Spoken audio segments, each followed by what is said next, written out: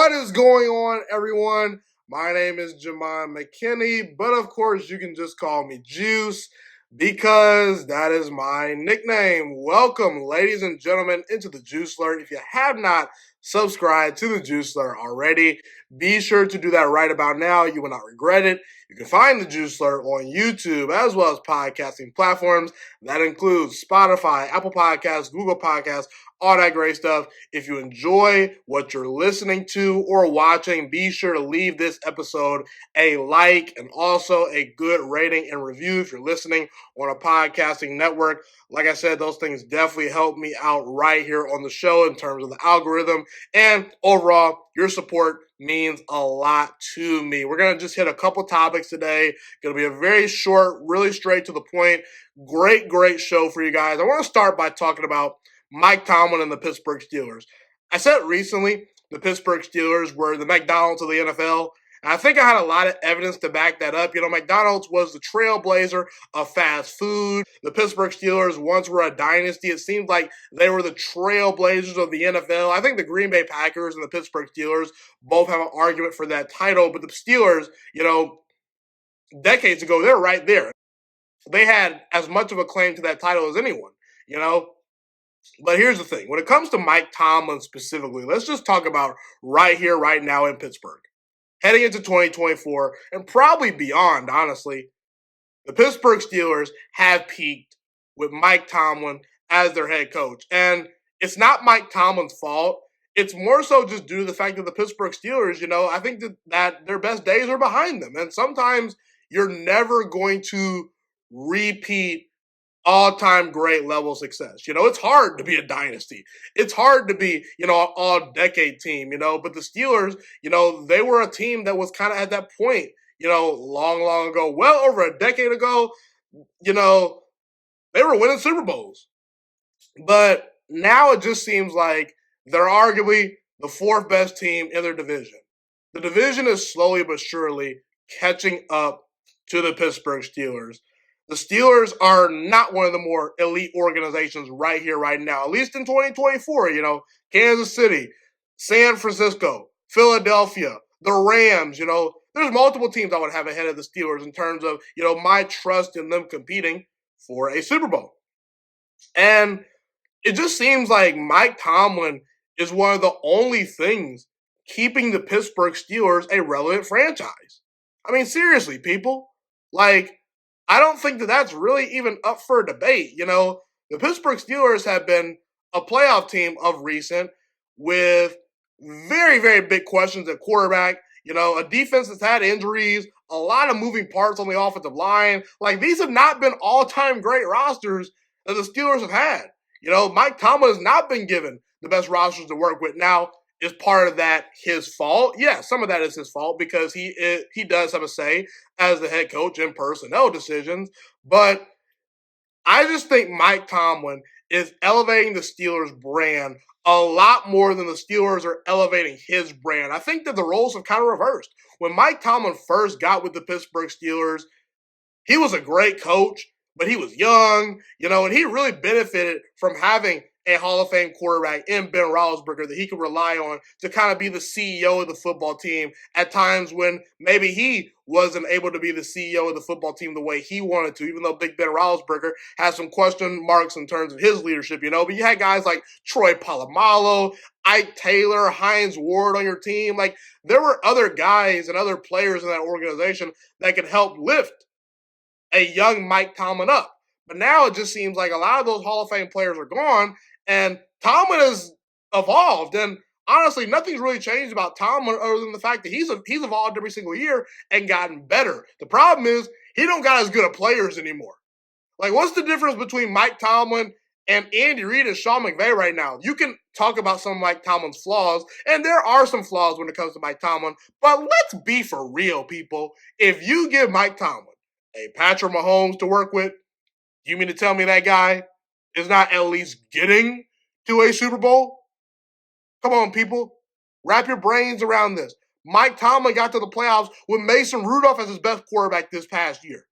He's led a team with Duck Hodges as a starting quarterback. When it comes to Mike Tomlin staying in one place is damaging his reputation slowly but surely. Because everyone's saying, oh, Mike Tomlin, every time he gets to the playoffs, he's getting bounced out in the first round. Folks, the argument can be made the Pittsburgh Steelers shouldn't even be in the playoffs in the first place. I mean, in that division, with those rosters, the fact that Tomlin has had the likes of Kenny Pickett and Mason Rudolph to work with of recent, a Ben Roethlisberger that we all know and love and respect, but was on the later stages of his career, could barely move outside the pocket, was just a statue, a dink and dunk guy, Hall of Famer, no doubt about it, but well past his prime. That's impressive in itself. And I just think Mike Tomlin's relationship with the Pittsburgh Steelers is no longer a balanced relationship because in the beginning and even the middle stages of the relationship, both were hot commodities. The Steelers were a hot commodity because they were a franchise that was well loved and well respected by universally everyone. And I'm not saying the respect has gone away from the Steelers, but in terms of just expectations to actually compete for a championship, those expectations aren't really there right now because the Steelers, they don't have a dynamic quarterback. And yes, they have some nice, shiny tools on defense and offense, but a lot of teams have some nice, shiny tools and pieces on offense and defense. I mean, look at the Chicago Bears.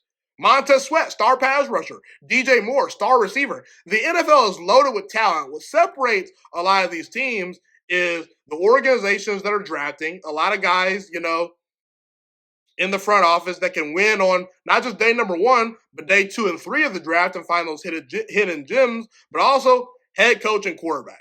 Right now, the front offices that find hidden gems and draft well in terms of quarterback and seek out the best coaching staffs and head coach, those are the teams that are winning. So I think Mike Tomlin staying in one destination is ruining his reputation to a certain degree because people are wondering, why is Mike Tomlin not winning playoff games? Have you seen his quarterback? Have you seen the roster that he's had to work with? I'm not saying it's terrible, but compared to some of the other head coaches that are on Mike Tomlin's level, he's been at a disadvantage. And I think that Mike Tomlin could benefit from a fresh start. And maybe the Pittsburgh Steelers could benefit from a fresh start from Mike Tomlin. But that's just me reporting. I want to know what you guys have to say, but I feel very, very strongly about this opinion. And I want to keep talking about Mike Tomlin right here, right now, because again, Mike Tomlin has not won a playoff game since 2016. And here's the thing. Steelers fans keep telling me how great Mike Tomlin is. I understand why. But Pittsburgh Steelers fans need to make up their mind when it comes to Mike Tomlin. Because the reality is, whether you like it or not, if Andy Reid or Bill Belichick went through a stretch of 8 straight years, and that's where Mike Tomlin is at right now. 8 straight years without winning a playoff game in the National Football League. They would be getting crucified, people. And it just seems like Tomlin keeps getting a pass. Here's the thing, people. Pittsburgh Steelers fans and the NFL media, they need to choose one side or the other. Maybe you want to play it on the safe side and you don't really care. For me personally, I think you need to choose a side because when we talk about Mike Tomlin's legacy, what is his legacy? Is he overrated? Is he underrated? Properly rated? Here's the thing, people. Either Mike Tomlin isn't as good as you Pittsburgh Steelers fans claim him to be, or Mike Tomlin is elevating a roster and a brand that has massively fallen off since the days he won a Super Bowl, which was over a decade ago. I believe that is the case. That is the truth right now in Pittsburgh. That Mike Tomlin is elevating a brand that was once all-time great that has shrunken down a few levels. The Pittsburgh Steelers, they're not at the kids' table. They're still at the big boy table, but they're not the CEO of the big boy table. They're no longer the manager of the restaurant. They're just a very, very good, well-respected organization that was once great, that everyone respects, but right here, right now, we don't take them seriously in terms of winning Super Bowls. And that could change down the road. But, until the Pittsburgh Steelers get a star quarterback, I don't think they have much hope. In a division with Lamar Jackson, in a division with Joe Burrow, potentially Deshaun Watson coming back and having a resurgence, a great Cleveland Browns defense, Like, I don't see the path for the Steelers. I really flatly don't. And this is one of the reasons why I believed Mike Tomlin should have left the Pittsburgh Steelers this offseason, because I feel like Tomlin is it was the perfect time for him to leave. 8 straight years without winning a playoff game in Pittsburgh, you've done all you can do. You've elevated the brand to an extended level of status, because I don't think the Steelers are surprising anyone this upcoming season. If they win 7, 8, 9 games and barely make the playoffs and get bounced to the first round, Mike Tomlin would have had an opportunity to coach a guy like Justin Herbert. Now, the Chargers organization, they have some questions. They need to prove they can have their buttons up, but I felt it was a good situation for Tomlin, where he could really showcase how great of a head coach he is in a very, very good division where all the microscopes would be on him. I mean, I love Ben Roethlisberger. I think Ben Roethlisberger is arguably one of the 15 greatest quarterbacks to ever play the game of football, at least just definitely from a talent perspective. And when you throw in his accomplishments and statistics, then I think he's right there as well. The one knock on Ben Roethlisberger was lack of commitment in the offseason sometimes. And I'm not saying Justin Herbert is ever going to reach Ben Roethlisberger status or even Hall of Fame status, even though that is very, very possible, because Justin Herbert is wildly talented.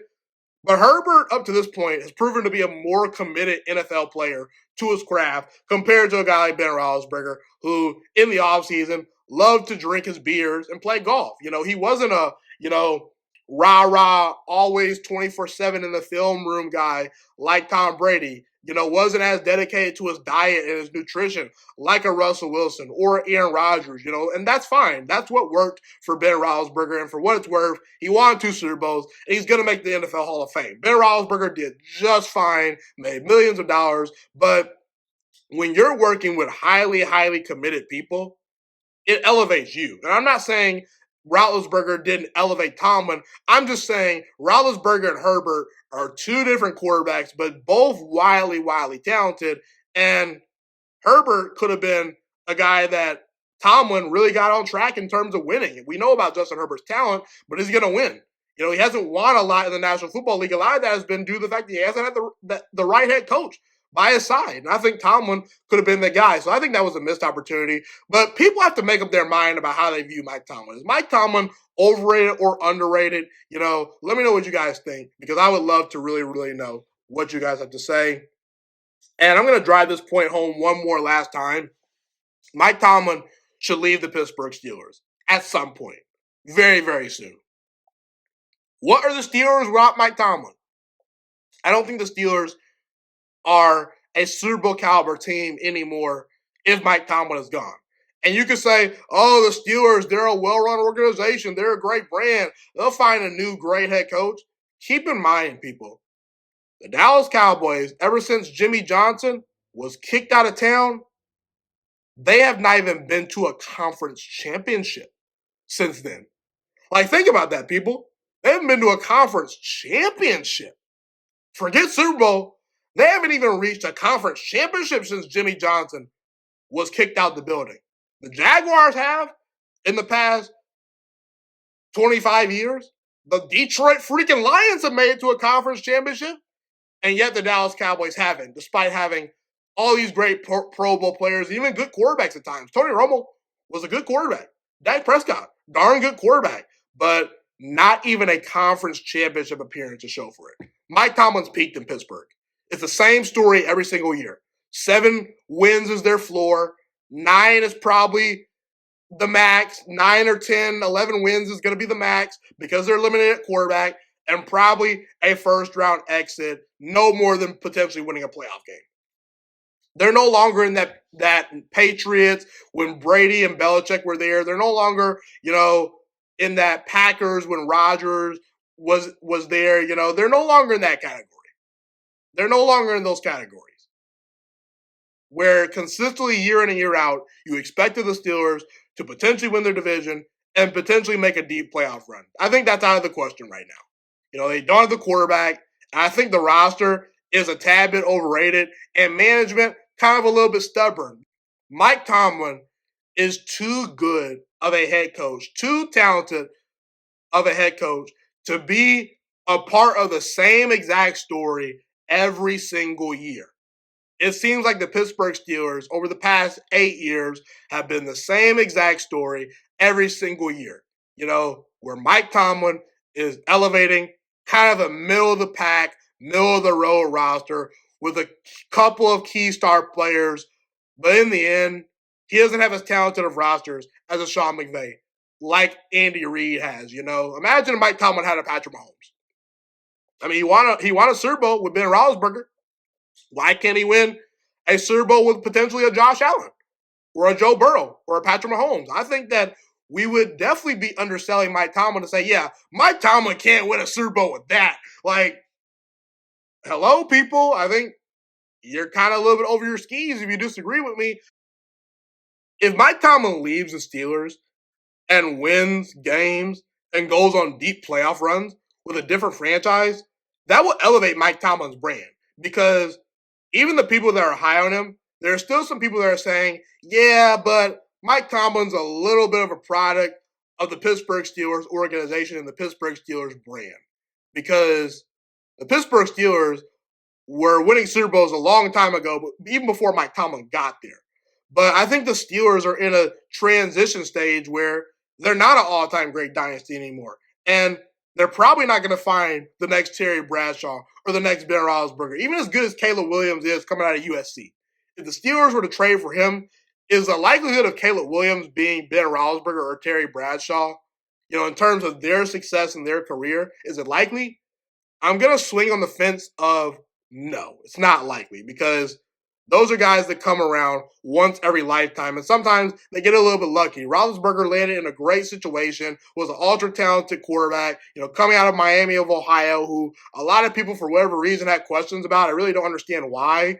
I know he played at a smaller school, but I mean, a guy that's 6'5" has a cannon for an arm and can move around and make plays. I mean, and is big and strong.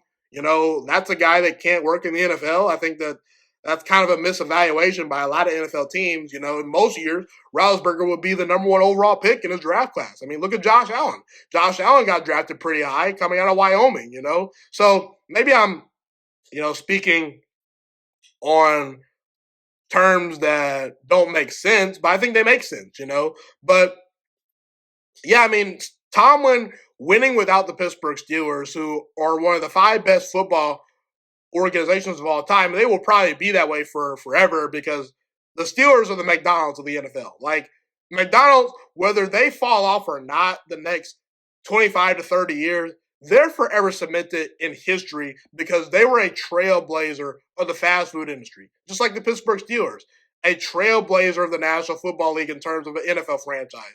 But that's how I feel about Mike Tomlin. I think he can really elevate his brand. I think he's already a Hall of Fame NFL head coach, but he'd be in that no doubt about it category if he were to go on deep playoff runs and win a Super Bowl with another team. That's how I feel.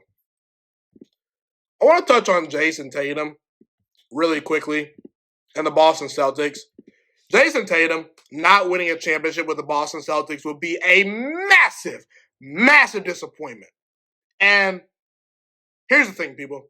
Jayson Tatum is not in the category with a guy like Luka Doncic or Trae Young, 2-star players that have shown they can carry teams to a conference championship.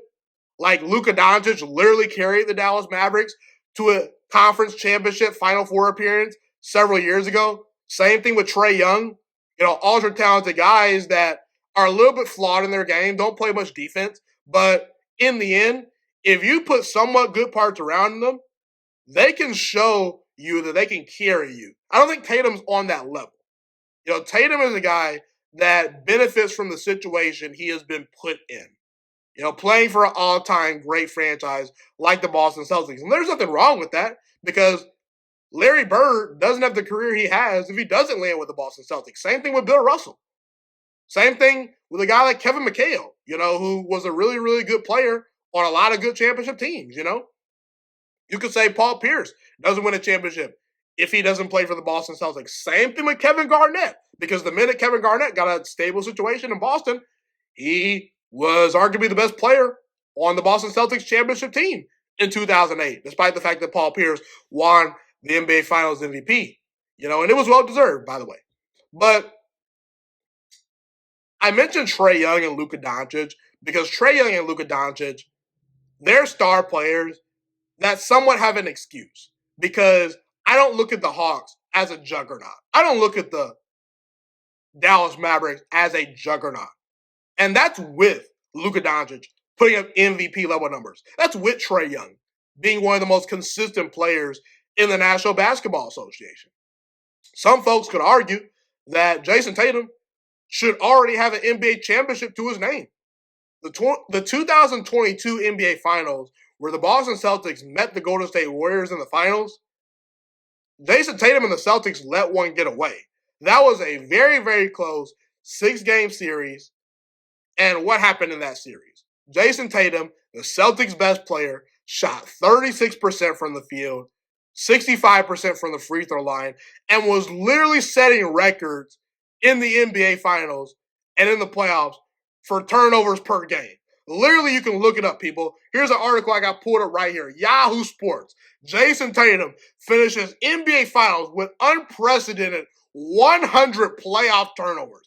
I mean, that's just unacceptable if you're a guy like Jayson Tatum. And you can say I'm being harsh on Jayson Tatum, but I'm holding Jayson Tatum to a superstar level standard based on the fact that he has a great supporting cast around him.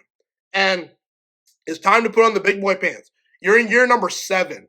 And you can make the argument, I'm not even kidding you right now. This could very well be, when it's all said and done, by far and away, the most talented team Jayson Tatum ever has at his disposal. I mean, seriously, people, are the Boston Celtics ever going to be more talented than they are right now, having multiple all-star players on their team, multiple good veteran players that don't have anything to play for other than winning a championship? A guy like Al Horford on the team that's made millions of dollars and is just trying to win a championship? Like, the Boston Celtics have pretty much put together a close to perfect roster for Jayson Tatum. They've done an excellent job. I mean, Drew Holiday, one of the best point guards in the NBA, a good defender, a willing defender, will lock up the best point guard on the other team while also dishing out assists and scoring the basketball. And he can shoot. He's won a championship with the Milwaukee Bucks before. Jaylen Brown is literally, arguably, as close to a perfect number 2 as you can get in terms of complementing a top 10 player in the league like Jayson Tatum, because Jaylen Brown has no issue stepping up when he needs to, but he's not going to demand shots. He's not going to demand the ball, and he has no big ego. I mean, Jaylen Brown's been put in trade rumors multiple times. You haven't heard a blink from the guy. I mean, he is a guy you want a part of your championship culture. Kristaps Porzingis, long, lengthy, can block shots, can space the floor, can bang down low in the paint and play above the rim. He's the perfect center for this lineup. There are health questions, but if any team has star players that go down with injuries, then their season's probably derailed. So the Celtics are in the same boat as everyone else in terms of injuries. Al Horford is a veteran player that has nothing to play for but chasing a championship. He's a guy that's amazing for that locker room. And people like to bang on Joe Mazzulla. Joe Mazzulla in his first season with the Celtics led them to a conference championship. I'm not saying Joe Mazzulla is perfect, but he's more than capable. And this is a team and an organization that drafts well, and they tend to know how to build a roster. Jayson Tatum's status as being viewed as a potential elite-level superstar, top 5 player in the league this season in 2024, and honestly beyond, because the Celtics are going to be good for years to come, in my opinion. That status is in jeopardy because if Jayson Tatum can't win a championship with this Celtics core, when is he going to win a championship? The Boston Celtics are probably never going to be more talented than they are right now, and this is an opportunity for Jayson Tatum to prove to the world, hey, I'm potentially on the level of a guy like Nikola Jokic, or a Giannis Antetokounmpo.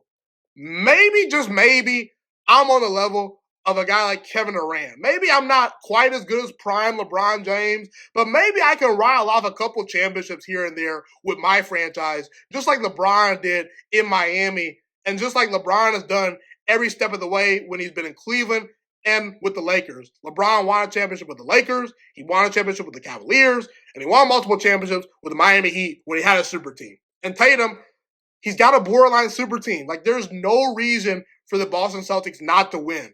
The Eastern Conference is wide open. Joel Embiid dealing with injuries again right here, right now. Giannis Antetokounmpo in the Milwaukee Bucks, there's a lot of moving parts, a lot of weird vibes. Is Doc Rivers the guy at head coach for them? Maybe, maybe not. The New York Knicks, like, they're good, but are they as talented as Boston? Not even close. Not even close. The Cleveland Cavaliers, don't even be started. Regular season merchants. Fraudulent championship team. So the pressure's on Jayson Tatum to win an NBA championship. Right now, today, you can make the argument out of any superstar in the NBA, the superstar that has the most pressure to win a championship is 100% no doubt Jayson Tatum, and it may not even be close. That's how I feel. We'll see where Jayson Tatum lands in NBA history, because if Tatum wins multiple championships with the Celtics and stays with that franchise and just wins multiple championships in general, he's going to go down as one of the best players of all time. You know, we'll see where history falls regarding Jayson Tatum's story in the NBA. I just talked about how Jayson Tatum has a lot of pressure to win an NBA championship from this point going forward. The same thing can be said for Kawhi Leonard. Now, to be very clear, Kawhi Leonard's a guy I respect because he's a multiple-time NBA Finals MVP. Won a Finals MVP when he was a young gun and an upcoming superstar in San Antonio. He had a very stacked team, but in the finals, in the biggest moments, when the Spurs were winning games, Kawhi Leonard seemed to be the guy that was stepping up the most. So you got to give him credit. And we know about his run to a championship with the Toronto Raptors, a team that had a great roster for a lot of years, but didn't quite have that bona fide alpha-level superstar, top 5 player in the league, that when the writing on the wall gets tough, that guy will elevate under pressure and win you a championship. And Kawhi Leonard, despite the fact that the Warriors had injuries in the NBA Finals to Kevin Durant, he stepped up and got it done. So I respect Kawhi Leonard a ton. I mean, one of the best defensive players of his generation and even all time, you know, an underrated scorer. You know, Kawhi Leonard is as good as it gets. I think Kawhi Leonard, you can make the argument, he's just as good, if not much better than a guy, even Scottie Pippen. Like, if you put Kawhi Leonard next to a guy like Michael Jordan, is he not winning championships? I think he is. Because the one thing about Scottie Pippen is Scottie Pippen, when he had the opportunity to lead a team to a championship, couldn't quite get it done, despite having some really, really good teams at his disposal. You know? And Kawhi has shown he can be the best player on a championship team. Now, in terms of working with the Chicago Bulls back then, Kawhi Leonard would have to be much more committed to his craft, and maybe injuries will hold him back, just like injuries have held him back from winning more and playing more games and has robbed him of longevity. But I think Kawhi Leonard would do just fine in any era of basketball. But here's the thing. It's now up to Kawhi Leonard to lead the Clippers to an NBA championship. On this current roster, you have Kawhi Leonard, James Harden, Russell Westbrook, Paul George. All 4 guys have the potential to make the NBA Hall of Fame. I think that Kawhi, Harden, and Russell Westbrook are locks. I don't think Paul George is a Hall of Famer, but the NBA Hall of Fame is weird, and he might get in one day. Kawhi Leonard, in terms of that group of 4, he's the only one with a respected all-time great postseason resume, according to most NBA fans. Now, you could say that's toxic behavior. Personally, for me, I have a lot of respect for what Russell Westbrook was able to do in the playoffs during his prime and during his time with Oklahoma City when Kevin Durant was there. I have a lot of respect for what James Harden has done in his career, despite the fact that he has choked multiple times in big spots in the playoffs. I actually think the biggest opportunity for James Harden to win a championship was actually back in 2019 when Kawhi Leonard was able to capture a championship with the Toronto Raptors, because that season, the Rockets were a loaded team. You still had Chris Paul on the roster, I believe, at the time. Maybe I'm wrong, but if I'm wrong, I apologize for the audience. But you still had a really good roster, a really good team. James Harden was still there, you know, putting up MVP-level numbers. And Kevin Durant got hurt. And that was Harden's opportunity to step on the big bad wolf that was the Golden State Warriors and get the Rockets to an NBA championship. And he failed to do so. I think that Rockets team would have had a great chance to beat that Raptors team in the finals. But that's neither here nor there. Kawhi Leonard out of that group that I mentioned is the only guy that has proven he can be the best player on a championship team because we've seen it already in Toronto. And when you bring this high-end level of talent together as a core, there are no more excuses.